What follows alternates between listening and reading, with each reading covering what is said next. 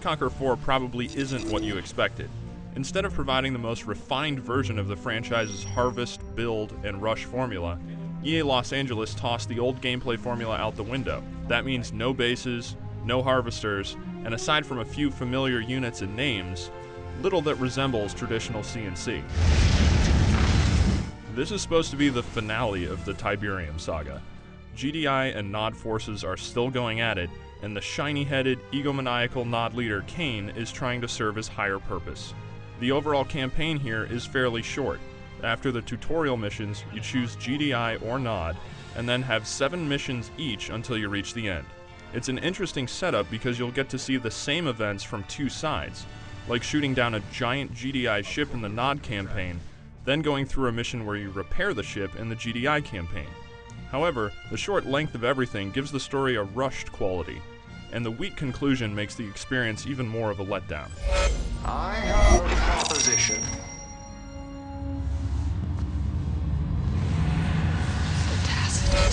While the story fails to impress, it's hard to be disappointed with the visuals and audio in Command & Conquer 4. The game performs well and has some great unit animations and pretty special effects, making the fast-paced combat even more exciting. The orchestral soundtrack also adds to the mood of the game, especially in online conflicts as it changes depending on the battle conditions. The live-action cutscenes are still very much in place here, and though Kane returns, you won't see any Michael Ironside-level cameos. The mood in the cutscenes is grim and serious, though you do get the expected hammy acting and moments of unintentional laughter, which fans are probably accustomed to at this point. You have questions. Commander, hey, how's my implant? An extensive unlock system has also been built into the game, which awards you with new units for the Nod and GDI forces as you move through. It's fine for the single-player campaign, since it mimics the genre-standard gradual unit and technology unlocks as you move through the story, but for skirmishes and online play, it makes less sense.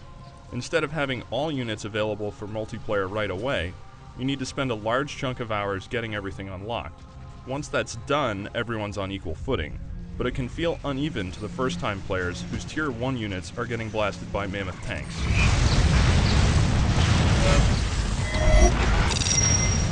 Enemy crawler detected. We've lost a unit. We've captured the building. All the changes to the gameplay make for a game that doesn't really feel like Command & Conquer. Base building has been replaced with crawlers, which are mobile, all-in-one units that can move around the battlefield and are the only production and upgrade structure. Population caps are low, and getting units onto the field is quick, meaning it's not too long until you've got a full army ready for a fight.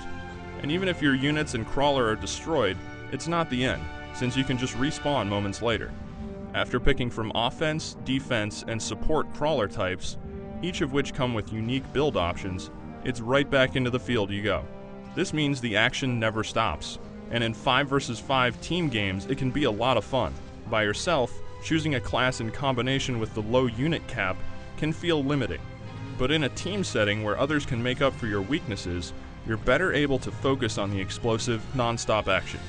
The emphasis on team play means playing by yourself isn't particularly interesting though, especially when it comes to the single-player campaign. The game also requires you to be connected online at all times if you want to make any progress, which may be a deal breaker for some players out there.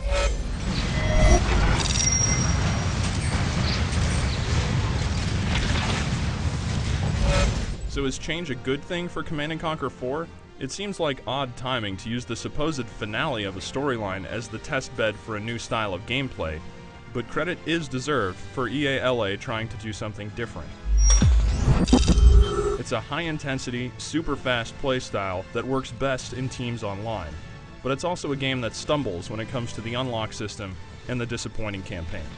For the full written review, head over to IGN.com.